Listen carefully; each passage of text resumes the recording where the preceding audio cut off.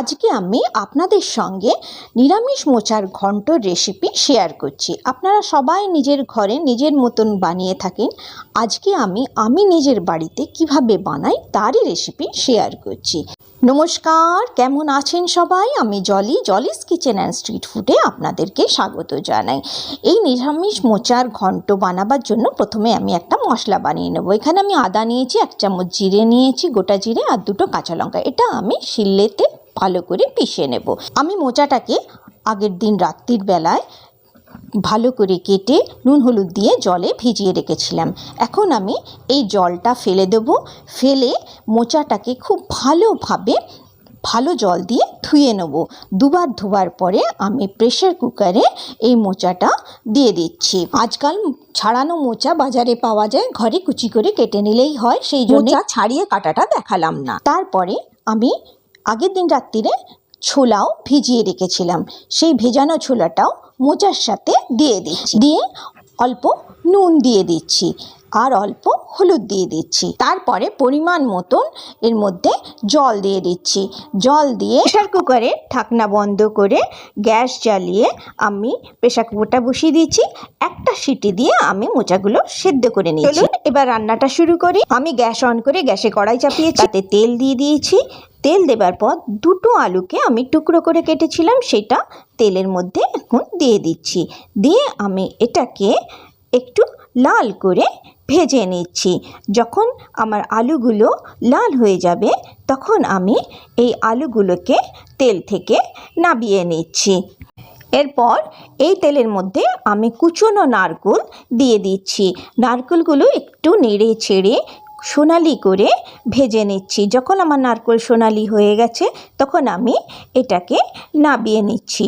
তারপরে এই তেলের মধ্যেই আমি একটা তেজপাতা দিয়ে দিচ্ছি আর একটা এলাচ, 2টো লবঙ্গ, একটা দারচিনি থেতো করে এর মধ্যে দিয়ে দিচ্ছি। যখন মশলার ভাজা গন্ধ উঠে আসবে তখন আমি এর মধ্যে আদা, জিরে, কাঁচা লঙ্কা বাটাটা দিয়ে দিচ্ছি।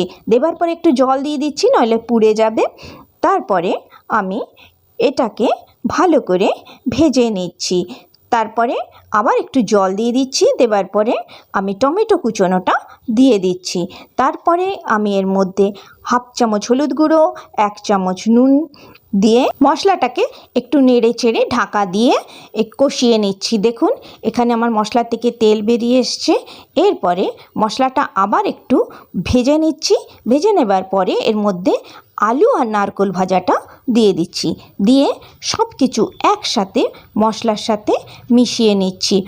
আলু আর মশলা যখন খুব ভালোভাবে কষে যাবে তখন আমি এর মধ্যে জল দিয়ে দিচ্ছি। দিয়ে এটাকে ঢেকে আলুগুলো সেদ্ধ হতে দিচ্ছি। দেখুন 5 মিনিট পরে আমার আলুগুলো সব সেদ্ধ হয়ে গেছে। এখন আমি এর মধ্যে সেদ্ধ করা মোচা আর ছোলাটা দিয়ে দিচ্ছি। আপনারা সেদ্ধ করার পর মোচাটাকে জল ঝরিয়ে রাখবেন, মোচার জলটা দেবেন না। তারপরে আলু, মশলা আর মোচা, ছোলা সব একসাথে আমি ভালোভাবে কষিয়ে নিচ্ছি। ভালোভাবে ভাজা ভাজা করে নেবার পরে আমি এটাকে ঢেকে 4 মিনিটের জন্য আবার সেদ্ধ হতে দিয়েছিলাম। তারপরে ঢাকা খুলে আমি ভালোভাবে সব একসাথে ভাজা ভাজা করে নিচ্ছি। দেখুন মোচাটা কেমন ছাড়া ছাড়া আছে। এরপরে আমি চা চামচের 1 চামচ গোবিন্দভোগ চাল আমি ভিজিয়ে রেখেছিলাম, সেটাকে আমি বেটে এর মধ্যে দিয়ে দিচ্ছি। দিলে হবে কি, এটা একটা বাইন্ডিংয়ের কাজ করবে আর ছাড়া ছাড়া থাকবে না। এটা দেবার পরে খুব ভালো করে আমি একসাথে মিশিয়ে নিচ্ছি। আমি এখানে একবার টেস্ট করে নিয়েছিলাম, আমার নুন কম আছে, সেই জন্য আমি অল্প নুন দিয়ে দিচ্ছি আর 1 চামচ চিনি দিচ্ছি।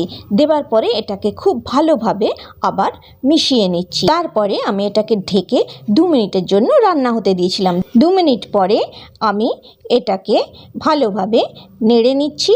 নেড়ে এর মধ্যে 1 চামচ আমি ঘি দিয়ে দিচ্ছি আর গরম মশলার গুঁড়ো উপর থেকে ছড়িয়ে দিচ্ছি। তারপরে আবার ভালোভাবে আমি ভেজে নিচ্ছি।